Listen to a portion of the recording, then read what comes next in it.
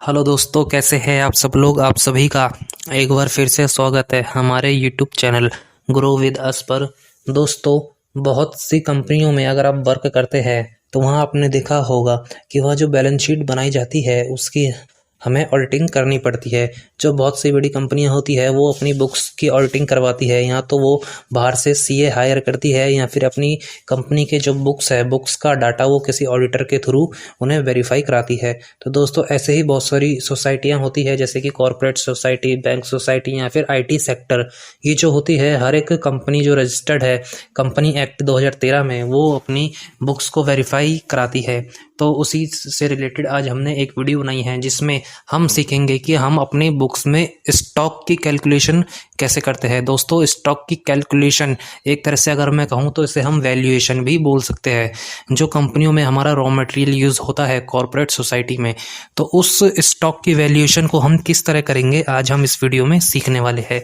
तो यहाँ देखिए दोस्तों, मैंने एक ऐसी ही कंपनी है गणपति टेक्सटाइल, इसका मैंने प्रॉफिट एंड लॉस ओपन किया हुआ है और यहाँ पे कॉलम नंबर 20 और 21 इसको मैंने यहाँ ब्लैंक छोड़ा हुआ है, क्योंकि इसमें दोस्तों जब मैं इसकी कैलकुलेशन करूँगा तो उसका जो डाटा बनेगा उसको मैं यहाँ पर दिखाऊंगा। मैं आपको एक बार इसका प्रिंट प्रीव्यू भी करके दिखा देता हूँ। तो यहाँ देखिए दोस्तों, मैंने इसका जब प्रिंट प्रीव्यू किया तो यहाँ देखिए ये यहाँ पे जो डेटा यहाँ पे ब्लैंक आ रहा है, कॉलम 20 और 21 नॉट नंबर। तो ये हमारा कॉस्ट ऑफ मटेरियल कंज्यूम है और दूसरा हमारा चेंज इन स्टॉक यानी कि स्टॉक इन ट्रेड है और WIP का डाटा है।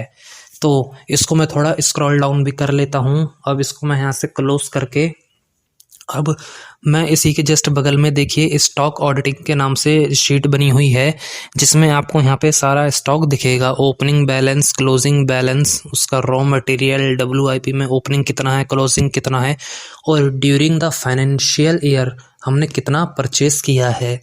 तो यहाँ पे देखिए दोस्तों, हमने यहाँ रॉ मटेरियल हमारा जो ओपनिंग बैलेंस है वो हमारा 20 लाख रुपया है, जिसकी मैंने कॉस्ट ऑफ मटेरियल कंज्यूम की यहाँ डिटेल थोड़ी अलग बनाई हुई है।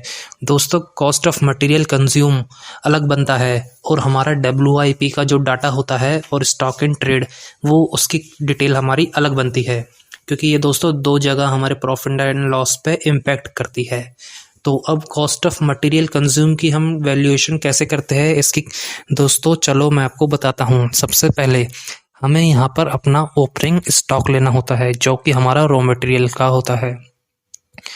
ओपनिंग स्टॉक लेने के बाद अब यहाँ देखिए आपको दिख रहा है परचेस, यानी कि अब आपको यहाँ परचेस लेनी है जितने की आपने ड्यूरिंग द फाइनेंशियल ईयर की है।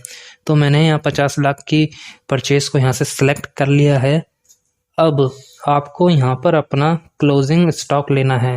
क्लोजिंग स्टॉक देखिए दोस्तों, मैं यहाँ से ले लेता हूँ। ये रॉ मटेरियल की शीट पे देखिए दोस्तों, मेरा 25 लाख का क्लोजिंग स्टॉक है, इसको मैंने यहाँ ले लिया। अब इन तीनों फिगर्स को देखिए दोस्तों, मैं यहाँ पे इसकी फॉर्मूला लगाता हूँ। सबसे पहले मैं यहाँ सम का फॉर्मूला लगाऊंगा। सम लिखने के बाद देखिए दोस्तों, अब मैं यहाँ ब्रैकेट दूंगा। अब मैं यहाँ पे ओपनिंग स्टॉक को अपने सेलेक्ट करूँगा, इसमें मैं दोस्तों प्लस करूँगा परचेस जितने की मैंने परचेस की है। अब इसमें से मैं माइनस करूँगा अपना क्लोजिंग स्टॉक जो कि मेरा क्लोजिंग स्टॉक 25 लाख रुपये है। अब ब्रैकेट बंद करूँगा और एंटर करूँगा। तो यहाँ मेरा जो टोटल 45 लाख रुपये निकल के आया है।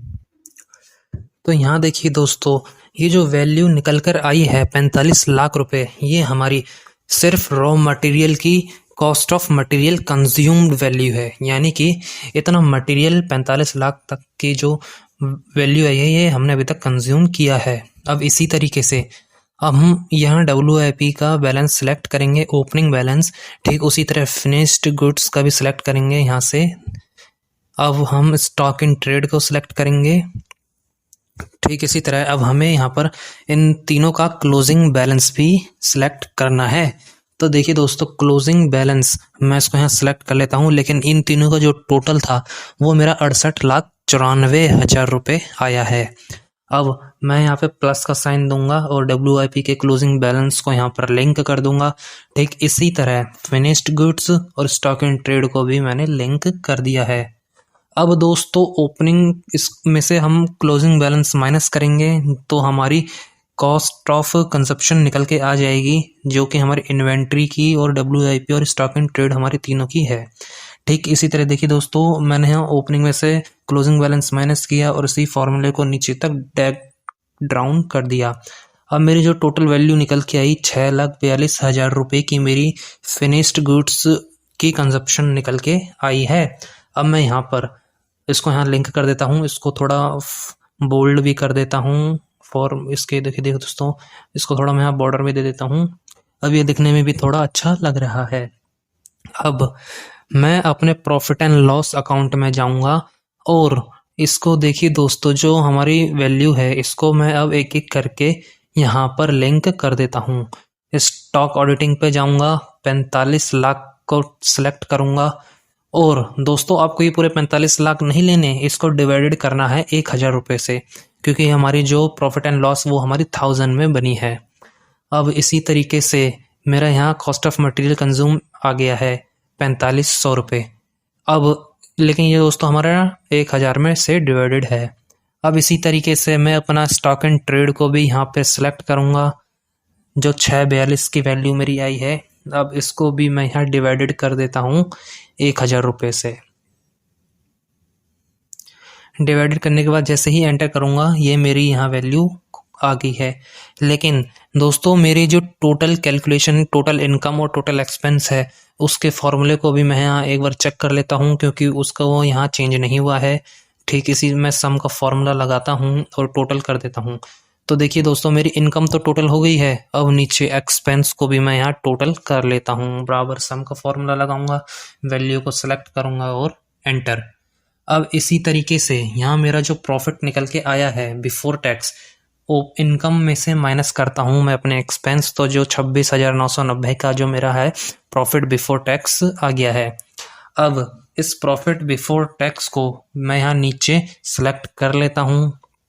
अब देखिए दोस्तों, जो मेरा 26,990 आया है निकल के, इस पे मैंने जो एज पर कंपनी एक्ट 30% जो हमारा इनकम टैक्स कहता है वो मैंने फॉर्मूला ऑलरेडी लगाया हुआ है। तो इसीलिए जो ये हमारा टैक्स है 1468 रुपये ही बना है। अब इसमें से यहाँ देखिए दोस्तों, सबसे नीचे मैं अब अपने प्रॉफिट बिफोर टैक्स में इसको माइनस करता हूँ, अपने करंट टैक्स से माइनस करूँगा डेफर्ड टैक्स की लायबिलिटी और एंटर। अब यहाँ देखिए मेरा 25,000 रुपये आया है। अब जिसमें से मैंने यहाँ नीचे इसको फॉर्मूला लगाता हूँ, ये मेरा टोटल चेंज हो गया है। अब इसी पे हमारा इक्विटी अर्निंग पर शेयर भी हमारे निकल के आ गया है। अब इसे थोड़ा और नीचे डाउन करता हूँ, तो देखिए दोस्तों, कॉस्ट ऑफ मटेरियल कंज्यूम की जो वैल्यूएशन की जाती है इसी तरीके से की जाती है। अब इसको मैं प्रिंट प्रीव्यू भी कर लेता हूँ। यहाँ देखिए दोस्तों, अब ये प्रिंट प्रीव्यू करने में भी ठीक लग रहा है। अब एक बार मैं इसको थोड़ा और ऊपर की तरफ डाउन करता हूँ, तो देखिए दोस्तों, ये कुछ इस तरीके से आपको दिखेगा, जो कि हमारा प्रॉफिट एंड लॉस का एक कंप्लीट पार्ट तैयार हो गया है। अब मैं इसको यहाँ से क्लोज कर देता हूँ। तो दोस्तों, अगर आपको ये वीडियो अच्छी लगे तो इस वीडियो को अपने फ्रेंड्स सर्कल में शेयर करें, ताकि ऐसे ही इंटरेस्टिंग वीडियो की नोटिफिकेशन समय पर हम तक पहुँचती रहे। तो चलिए दोस्तों, मिलते हैं ऐसे ही वीडियो के साथ।